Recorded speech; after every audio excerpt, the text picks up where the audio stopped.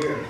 When you're, they say that you're formed in your early childhood years.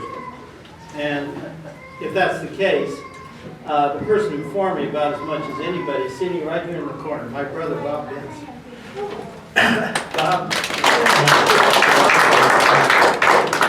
Bob, of course, my older brother who I tagged along, until he couldn't stand it anymore. And, but I tagged along and watched him, and he was always the mentor and model in my life. He was Eagle Scout, he was Rodeo Padre, which means Forgotten Country, the highest scouting award. He was Boy State, which is the highest for young men in high school. He's spent a very, very interesting career, but in his years before he retired, he was special education in Sioux Falls, South Dakota. We all came from South Dakota. And so it's about as rare can be to have him visit here. And so I'm just really especially pleased that you could get to meet Bob this morning as we spend some time together talking about nuts and flakes, right? the history and the birth of breakfast food. So I'm going to talk about that and chime in as you wish to ask questions. It's one of the, I'd say, strangest stories of all the stories in American religion is the story of the birth of breakfast food, because it comes out of religion. And that is something that I'm always surprised, people are surprised to hear this, but it started with a man up in upstate New York named William Miller. Now Miller was a farmer, and in those days, back in the 1830s, farming was what most people did. Probably 80% of the American population were farmers. And the farmers had a very good life. Let's see if we can get things squared away here. We got enough chairs. Well, hello. Do you know Coach Overton? Oh, it's good to meet you. We're glad you're here, Coach. I don't want to mess things up here. No, I'm good. I'm going to squeeze through. Proceed. Good, thank you. Good to have you. can get my name. Good morning. Good to have you, Coach Overton. And anyway, he fancied himself a lay preacher, and he loved to study the Bible. And he was studying the Bible one day in the 1830s, and he discovered that, to his amazement, that the world was about to end.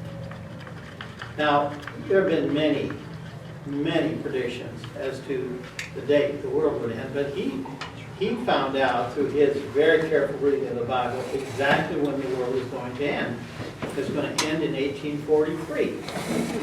And so he thought, my goodness, I've got to get the word out. I've got to tell people. This is too important for me to keep to myself. So he starts going from church to church and telling people the world is going to end in 1843 on a particular date in the fall. And that prediction, of course, was, most people just said, are you kidding? Nobody knows when the end of time is. He said, no, it's the Bible right there. I can prove it to you. And the world is going to end in 1843. Now, if you're out promoting any idea or any product, there's always one or two or three people in every group that are interested, right? So he preached to enough people so that eventually there was a little group that started promoting this idea that the world was coming to an end in 1843, and they called themselves Millerites, after Miller. And so the Millerites would meet, and they would support each other, and eventually they developed a newspaper, a magazine, a network of preachers who would go out, and supporters who were promoting this idea that they needed to prepare.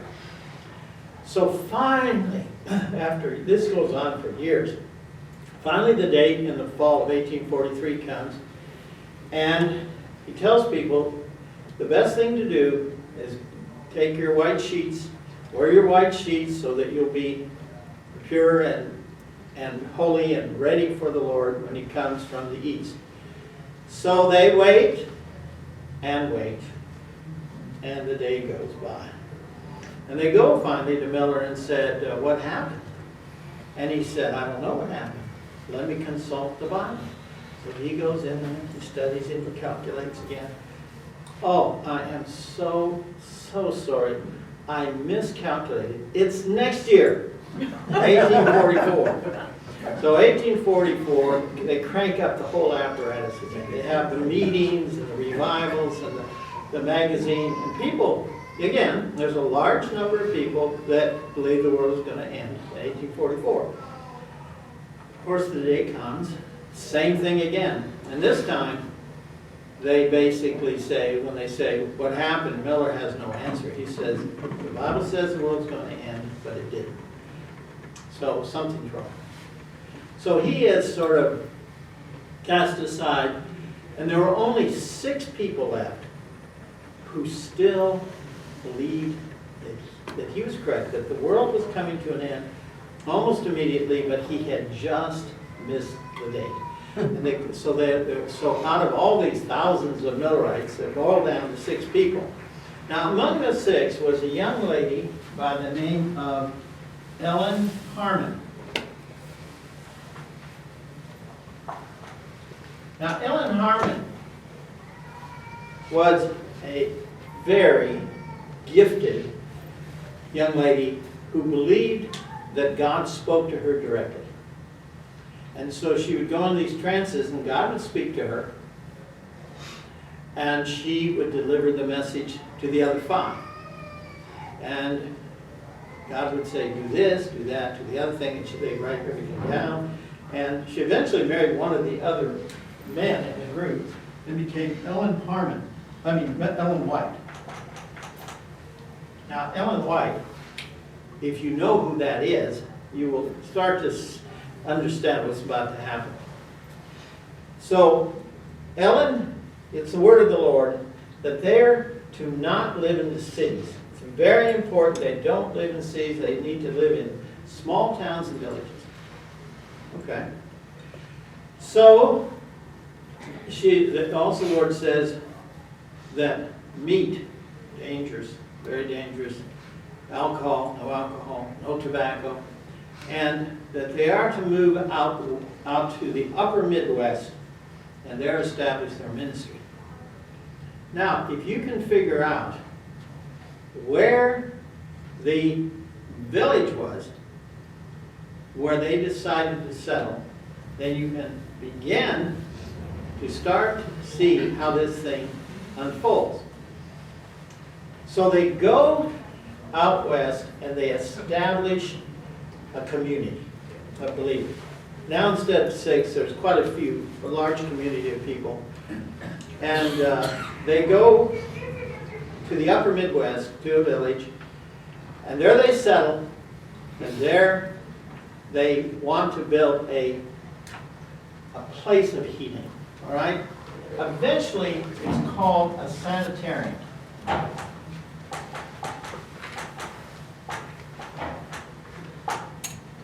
Now, a sanitarium, also known as sanatorium, sanitarium is santus, from Latin, means a place of holiness, a place of purity, a place of cleansing, if you will. And so they were going to build this and follow all the principles that had been given to Ellen White and told her were necessary for her people in preparation for what? The end of time. Right? Now, let's see if anybody here heard this talk before? So you don't get the answer. Anybody else want to guess what the name of the little village in the upper Midwest, and I'll even tell you the state. It's in Iowa. No. It's in Michigan. Yes. Correct. Did you hear that? No. Battle Creek, Michigan. Okay? Now, they changed their name from Millerites to Adventists.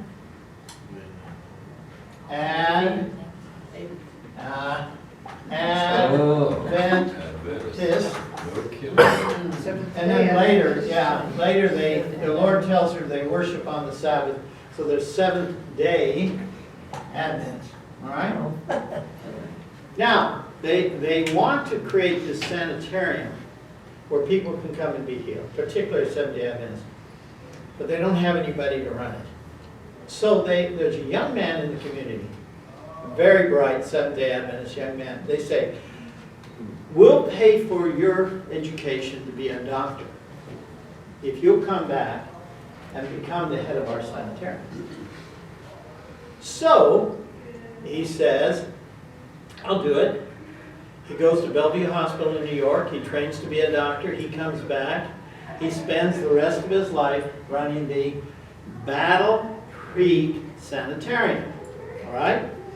Now, at the Battle Creek Sanitarium, he is establishing the principles of the Seventh-day Adventists, but most particularly to our interest, the things that they are going to eat, the kind of things. Very much a rejection of meat, but they weren't vegan, they were what we'd say vegetarian today. So, milk products were okay, and cheese and that kind of thing. Now, so the sanitarium is a big hit. People come from all over the United States. This is in the 1800s. And in fact, it's so successful that it has a nationwide pull. A lot of famous people go there to be healed, right? Now, I want to switch the story. Keep all this in mind about the sanitarium. And I want to switch the story now to Fort Worth, Texas. It's hard to believe that Fort Worth, Texas plays a role in the birth of breakfast. But here's how it worked. So, in Fort Worth, there was a young man who was kind of a real estate guy, and also he had a agricultural equipment store. He invented things. One thing that he invented was a plow that was worked real well in Texas. He always wanted to be, though, a cowboy. He always, from the day that he moved to Texas until the day he died, he always wore Western clothes. He had a big Stetson hat. He had cowboy boots. He always had a bow tie. And he was a man who was, I would say, extraordinarily flamboyant, right? And this young man in Fort Worth was so successful that he was able to buy a ranch. And if you want to know where the ranch is, you can go to UTA in Arlington, and that land there was his ranch. Now, this young man had been born and raised in Springfield, Illinois. Now, why is Springfield, Illinois particularly famous? The home of Lincoln. Yeah, the home of Abraham Lincoln. And this young man's father was Roland. His name was Roland. R-O-L-A-N-D. And Roland was best friends with, guess who? Abraham Lincoln. And so it was Roland who was with Lincoln when he got the telegram that announced that he had been selected as President of the United States, or elected as the President of the United States. And so there he was in his parlor. He was in the parlor with Lincoln. The man comes in. Lincoln puts on his glasses, reads the telegram, and says, "Congratulations, Mr. Lincoln, you've been elected President of the United States." He reads it to Roland, and then says these words, which only Roland heard. He said, "Well, I'm president. That'll sure make Mrs. Biddy down the street happy." Mrs. Biddy and Lincoln had an ongoing fight for years and years ago. They argued about a number of things. And she didn't like Lincoln, and Lincoln didn't like her. And so, in the moment of his greatest glory, the moment he's been elected President of the United States, he puts out a self-deprecating joke. In other words, about Mrs. Biddy being happy because he won't be in Springfield, Illinois anymore. Well, anyway, Roland's son was this young cowboy who wanted to be a cowboy, moved to Texas, in fact, spent some time out in West Texas being a cowboy, lived in Fort Worth, very successful, except he had a problem. He was what we would call today bipolar. One day he'd be feeling great, the next day he'd be so depressed, and then great, back and forth, manic, depressed, manic, back and forth. And so finally, he was in very, very bad shape. And he was talking to somebody about this, and the person said out of the blue, "There's a man in Battle Creek, Michigan that can cure you." At the Battle Creek Sanitarium. And the young cowboy says, "Really? Wow, I'll do anything." He gets on a train with his wife in Fort Worth, Texas, and he goes to Battle Creek, Michigan, and gets off the train and walks from the train depot. And I was in Battle Creek a couple years ago, and I did this just to make sure you could do it. He walked to the sanitarium. He knocked on the door. The director of the sanitarium, the guy that Ellen White and her Seventh Day Adventist friends had hired to run the sanitarium. He knocked on the door, and inside the voice says, "Come in." Opens the door, and the young man says, "Are you the director of the sanitarium?" And the man stands up and says from his desk, and he says, "Yes, I am. I'm Dr. John Kellogg." And the young cowboy says, "Well, it's nice to meet you. I've come to be cured here. My name is C.W. Post." So this is how these two men came together, Kellogg and Post, and they are more than anybody else responsible for the creation of breakfast food. Now, so Kellogg said, "Okay, glad to have you, and here is the procedure. When you go through the sanitarium, you've got to eat the food we tell you. You've got to do, there'll be certain therapies that we'll be asking you to do," and so Post agreed.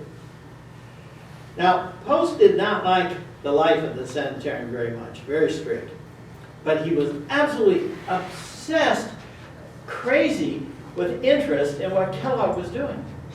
Kellogg had accidentally was stirring some gruel one day. You know what gruel is? Kind of like Mush. yeah, mush. Thank you.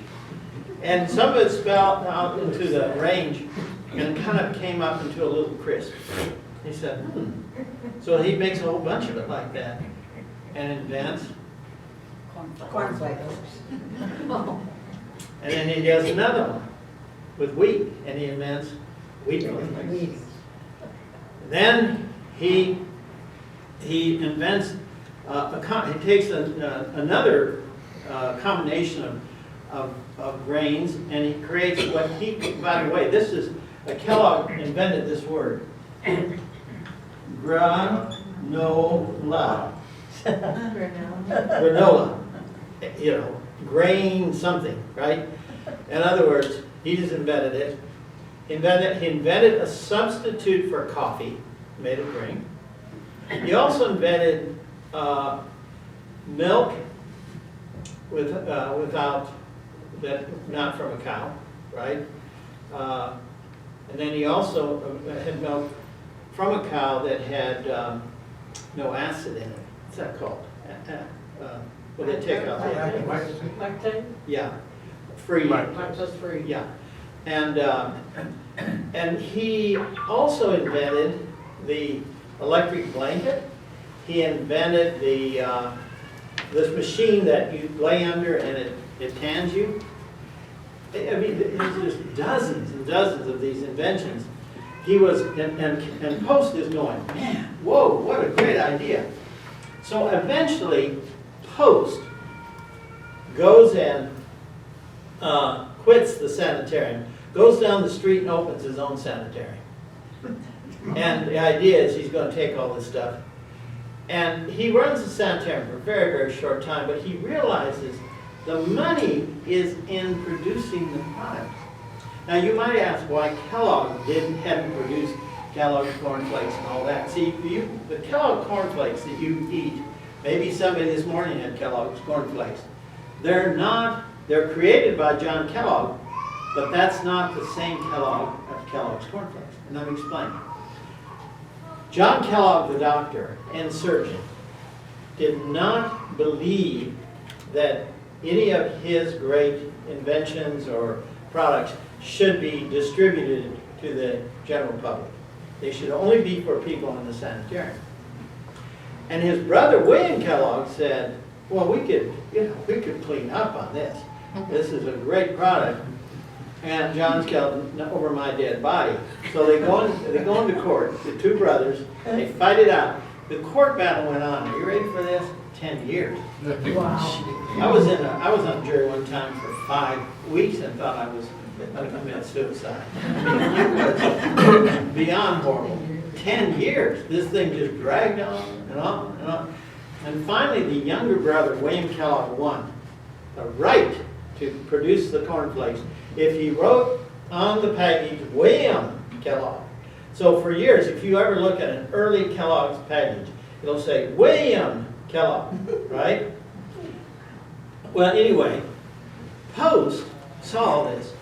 So he said, I'm going to create a company to produce all this stuff. So he did in Battle Creek. And by the way, eventually there were 28 breakfast food companies in Battle Creek, Michigan.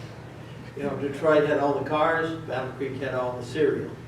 In fact, the only major cereal that wasn't ever in Battle Creek was General Mills, who also did the wheat flakes, called them Wheaties. Anybody heard of that one? Yeah, okay. So, anyway, here's what he did. He took the artificial coffee and called it after himself, Postum. Anybody here had ever tried Postum? Sure. What did you think? I actually hated it the first time, but after about the 10th, it wasn't too bad. That sounds like beer. Beer tastes terrible the first time. And then you just like it, yeah. Yeah, well, I was in a town, several little towns in Idaho, which were total Mormon communities. So we go down to the cafe to eat at night because it closes at 6:30, so you gotta get there. And so I said, I'll have a cup of coffee. We don't have coffee. All we've got is Postum. Ah, yeah.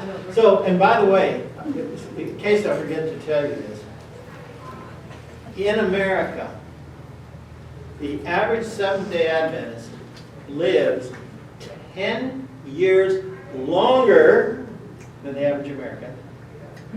I think that has more to do with living out in the country rather than it has to do with eating all the breakfast food. But the second longest living group, guess it? Mormons.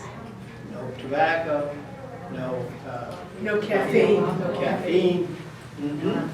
And so, anyway, Postum, strangely enough, it was a big hit during World War I because they couldn't get coffee. And then in World War II, same thing happened. And so it's always had a niche market. You can still buy an instant version of Postum down at Walmart. And some people like it because, like you said it well, Colin, it's like anything else. You can develop a taste for anything almost, right? There are a few things that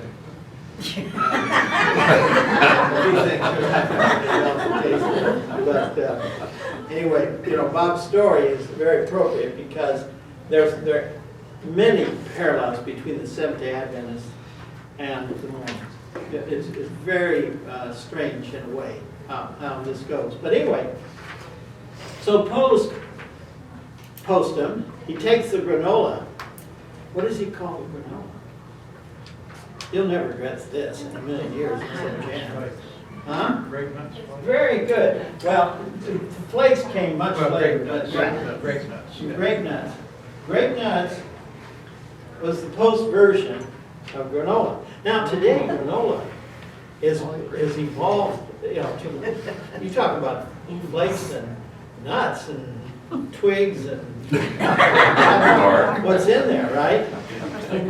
In the name of granola, but the original granola, as invented by John Kellogg, looks like grape nuts, right? Ironically, Post made a fortune on grape nuts. The Kellogg people never did it in that time of granola. Later, of course, they made a lot of money on granola. But then you have well, we mentioned already there's Post Toasties, of course. And, well, here's what makes this to me so interesting. It took the guy, the man named Post, to figure out the tremendous value of this.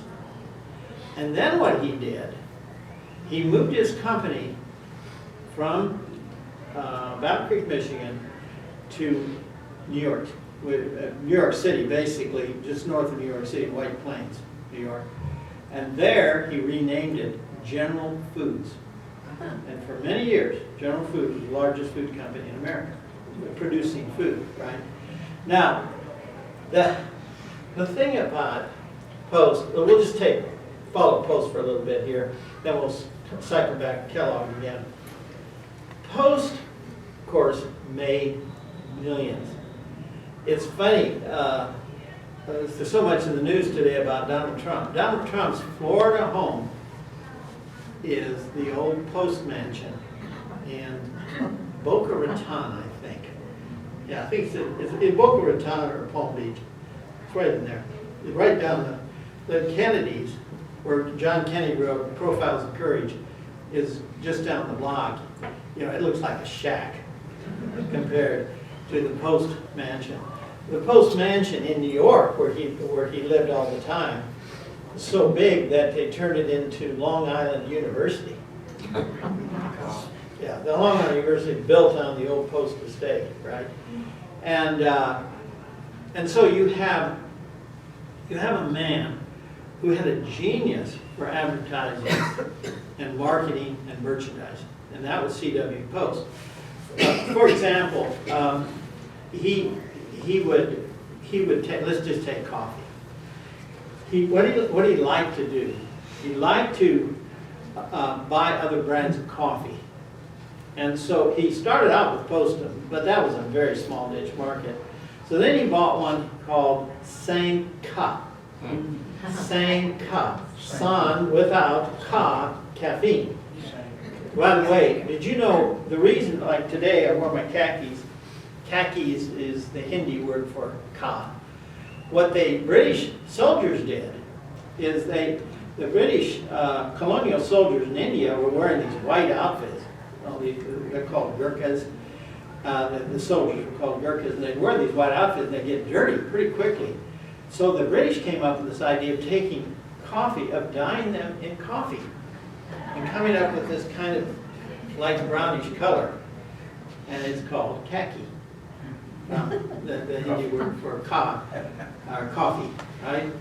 And so anyway, he had Sanka, so he had a coffee, but it was decaffeinated. Then he had a coffee that was only sold at Christmas.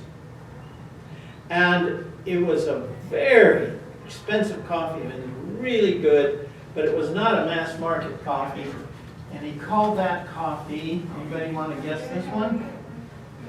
He called it Yuletide Banquet. Yuletide, and then banquet. In other words, you'd only serve it at the Christmas banquet. U-Ban. And even to this day, but coffee I drink is always U-Bank, right? There's one better brand in Texas called Cane Coffee. Anybody know about Cane's? Ooh, it's fabulous, but it's hard to find. But second best is U-Bank. It's still a top of the line coffee, although people don't realize it because they sell it, with the other brands. It's not that expensive. Anyway, so he had Yuletide Banquet. So he had those three. But the one that made him a fortune was a coffee from a hotel in Nashville, Tennessee. Now here's the story. There was a hotel there that had a very big hotel in Nashville, very popular, and salesmen would come and stay there. And one day, a salesman was staying there, and the manager said, "Well, Mr. So-and-so, how was your stay?" And he said, "The stay is good, but you have the lousiest coffee here. Can't you do something about it?" He said, I guess. And he said, "I have, traveling around, I came across a blend that I think is terrific. And I know what the blend is. And if you want to, I'll give it to you. Here's the blend, if you'll try it." So they tried, and they tried the blend, and they mix it up and serve it, and people like it a lot. But what made it famous is this event. In 1908, Teddy Roosevelt was president, and he was asked to come and give the dedication address for the restoration of the home of Andrew Jackson, which is right outside Nashville, called the Hermitage. And so Teddy Roosevelt had come to Nashville, to this hotel in downtown Nashville, and he was giving a speech. And then the way it usually went, though, is they would have a banquet. And sometimes the speech would come after the banquet, sometimes it would come before. And in this case, they'd had the banquet and they'd had the speech, and they were having coffee and cigars. Now the men and women at that point would split, and the men would have their coffee and cigars. So they were drinking their coffee and having their cigars, and the waiter notices that the cup is empty of Teddy Roosevelt. And so he says, "Mr. President, would you like some more coffee?" And Teddy Roosevelt said, "Well, yes, I would. That coffee was good to the last drop." Now the press people are there writing down everything he says. So, of course, Post takes that tagline and makes it the most famous tagline probably in American history. Good to the last drop. You don't even need to say the name of the, because now you all know the name of the coffee. Maxwell House Coffee, which is, the Maxwell House was the name of the hotel in Nashville, Tennessee. All right. Now, let's proceed just a little bit farther along the line with our friend C.W. Post. So Post's dream is to buy up all of these companies, and he buys up one. Probably nobody wanted it. He just paid hardly anything for it, called Jell-O.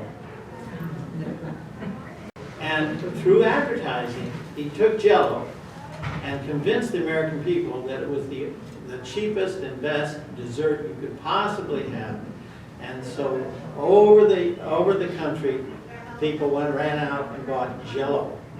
Because it's very inexpensive to produce, lots of profit in it, right? And then there was a guy up in St. Paul, Minnesota named Toller, who had figured out how to combine certain flavors to substitute for maple syrup. Maple syrup is very expensive, even today. And so he made this concoction, and he put it in a little tin that looked like a log cabin syrup. Bob and I are old enough to remember when we used to go to the store and buy a little tin of log cabin syrup, put it on my little bite basket, and pedal up Junction Avenue back to the house, and because every day I had to go and get the groceries, right? First grade. I mean, that's the way it was in those days, right? But anyway, he invented log cabin syrup. Well, our friend Post saw the genius of that and bought it. He bought Baker chocolate, he bought Swan Sound cake mix, he just bought everything he could get his hands on. There was a guy named Clarence, better known as Bob Birdseye, who had this idea of flash freezing. He bought that name. And he's bought all these things. He was, talk about Midas touch, right? The man was tremendously successful and had everything in the world except one thing, and that is he didn't have the cowboy lifestyle that he really wanted. So with all his millions, he takes his money and he goes out to West Texas and buys up about a county out there. Just at first in the Panhandle, but then he dropped it down into the breaks. And there he established a town called Post, Texas. Anybody been there? Yes. Post, Texas is still there. The person that he bought the land from is Richard's great-great-grandma. Oh my goodness. Small world. Wow. So anyway, Post is going to create this utopia. You know, this place everybody's going to be crazy for. And he is going to primarily do it with, first of all, he's going to make it rain in West Texas. The scheme had these cannons. They were going to explode. When the clouds would form up, then they'd explode, causing it to rain. They had all kinds of schemes. The guy was just filled up with ideas, right? And so that didn't pan out too well, but he tapped into the aquifer. That worked. And they grew cotton. And the idea was to take the cotton from planting all the way to finished product, right there in Post, Texas. And this was going on. He dumped millions into the project. But one day, he had one of his attacks. We call these, again, manic depressive. He just got so depressed that he committed suicide. And end of CW Post. Now, Post had only one daughter, whose name was Marjorie Merriweather Post. And Marjorie Merriweather Post got the empire. And then she married, also into money. You may have heard of Merrill Lynch. She married Merrill. And they only had one kid. The name was Dina Merrill. And if you remember back in the 50s, 60s, there was this Hollywood actress named Dina Merrill who had the best Hollywood career money could buy. She also married the Colgate guy. She married the Colgate guy. She married she married so many fortunes, I don't know. She ended up marrying Cliff Robertson, the actor. And so she had money. She married into money. You know, money begets money, how that goes. But Post was a fascinating character who hardly anybody knows came from Fort Worth, Texas, right? No, I'd like to cycle back to Kellogg, and I'd like to cycle back to the Seventh-day Adventists. So the Seventh-day Adventists built up a fantastic community there in Battle Creek, and they tell their people to go out in the United States and establish these little small communities. They do that. Two of the most famous are, one is Loma Linda, California, where that great Seventh-day Adventist hospital was the first place they transplanted a baboon heart into a human. That's amazing. And then, of course, they have in Texas, they have a community in North Texas known as Keene, Texas. Now, Keene, Texas is where they have their university, which is Southwestern Adventist University. And it's a little town between, just between Cleburne and Alvarado. It's on 67, right? And for years it was famous because the only place you go in North Texas to have mail service on Sunday. See, remember Seventh-day Adventists? So Sunday for them was a normal day. They built a beautiful Adventist hospital not far away called Hughley Hospital. Some of you may have heard of that.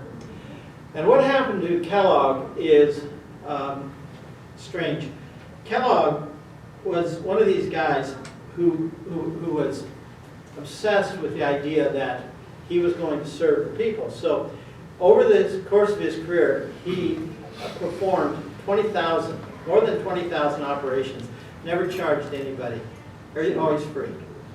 And but he became actually wealthy because of his books. So he wrote all these books about good health and good living. And he was very obsessed with certain ideas. Basically, to put it as nicely as I can put it, he was anti-sex. And so sex was the enemy. He never had any children, for example, and he adopted some, but he was a guy who thought that that was not healthy, right? So it's really, you know, in American religion, you have these extremes. You have somebody like Kellogg or the Shakers who don't believe any sex at all.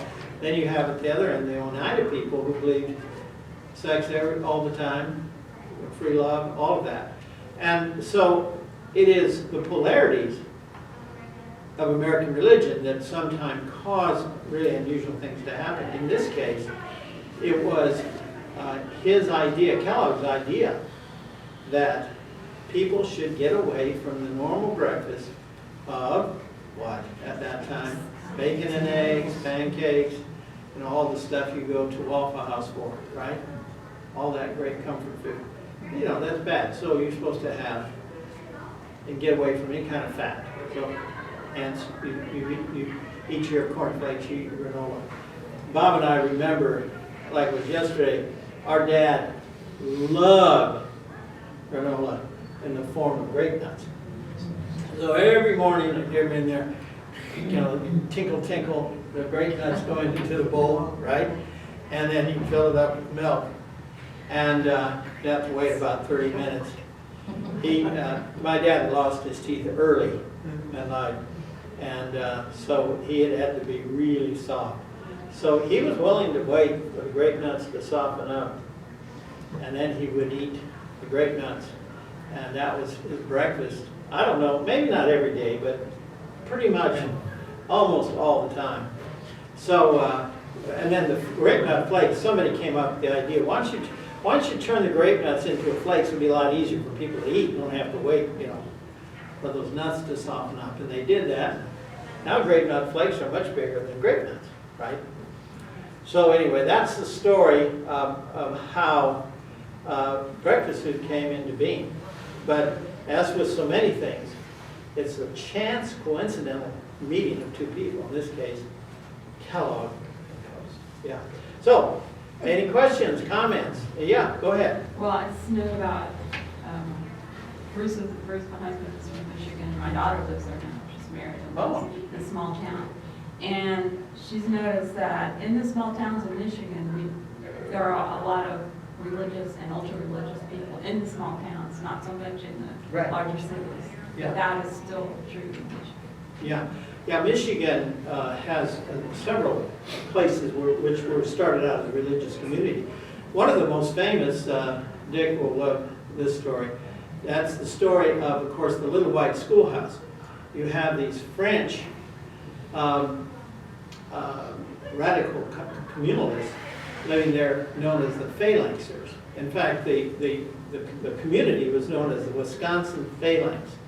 They had been kicked out of France in the 1840s, in 1848 was the Revolution, and so many of them had come to America. And there was a large group that went to Wisconsin. There was another group that came to Galveston and walked across Texas in which shoes?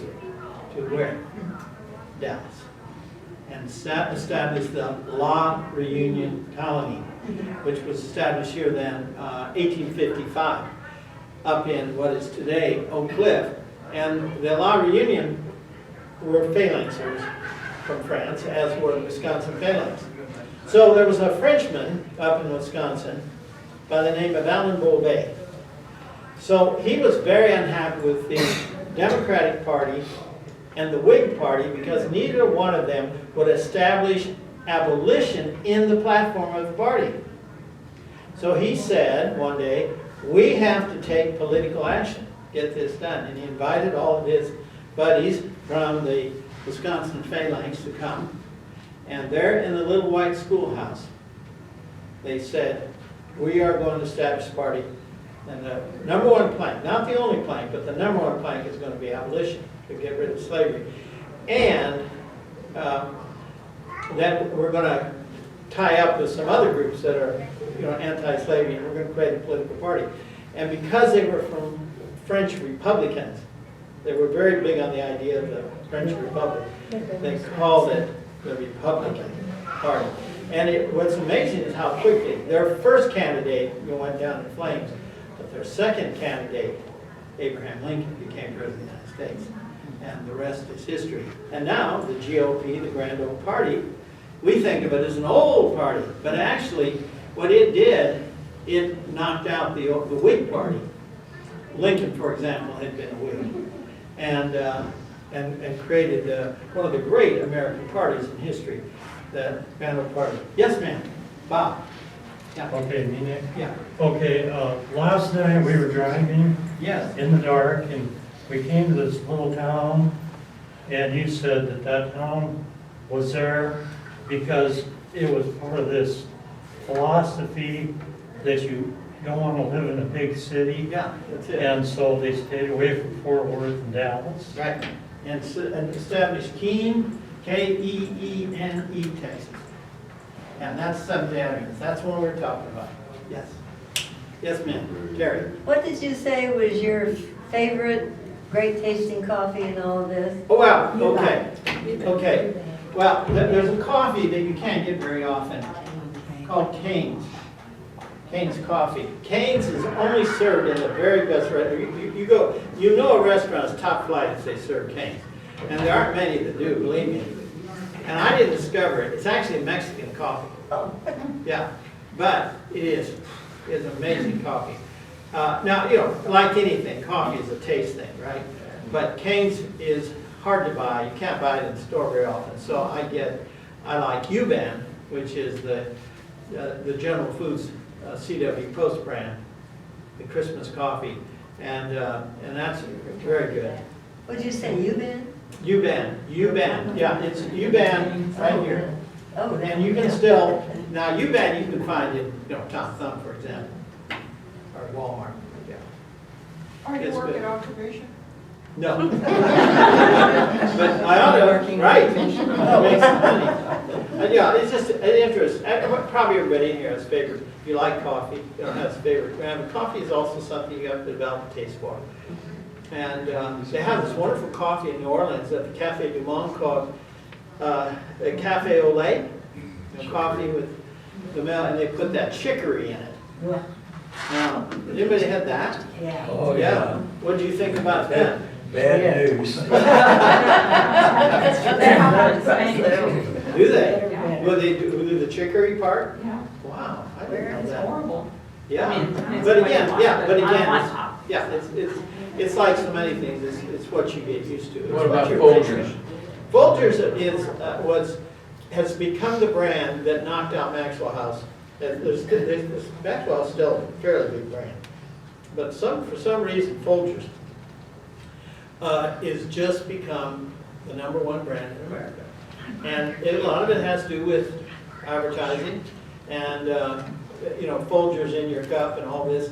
I would say that to a certain extent, coffee, which is a discretionary purchase, obviously, is more dependent on advertising than almost anything, right? Beer comes to mind. Beer is one of these discretionary things that people, they get a name. And the supreme example, of course, is Coca-Cola. They have the Coca-Cola name in front of you all the time, every day, somewhere. And so that when you're in McDonald's and they say, what do you want to drink? Yeah, I don't want to drink. I just give you a Coke. See? Coke is actually a copyrighted name. People think it's a generic name, but it's a copyrighted name, right? And then, of course, Dr. Pepper. Now, Dr. Pepper is one of the great stories because there's something like 40 different flavors in it, but none of them are prune juice. You heard that? And it was medicine. This is the thing about all these Coca-Cola, 7-Up, Mix them all together. Dr. Pepper, medicine. And people would go to the pharmacy and they would mix up at the fountain. They would mix up these concoctions. And of course, Coke was instantly a favorite because it had cocaine in it. That's what people loved. And Dr. Pepper took a long time for Dr. Pepper to be a national brand. It was always thought of as a Southern brand. And but now we would say it's national. But that's again through advertising. Lots and lots and lots of advertising. So if you're selling something for which people have many other choices, you have got to advertise heavily. Otherwise, you won't go anywhere. And we see this today, especially now in car insurance. How many car insurance or car and home insurance companies are there? I mean, my goodness sakes alive! You're just barraged by this stuff endlessly on TV. Well, we've run out of time, of course, as always, but it's been a pleasure to be here today on Palm Sunday, and thank you all for coming. We'll see you again sometime soon. You can't tell us about cheering.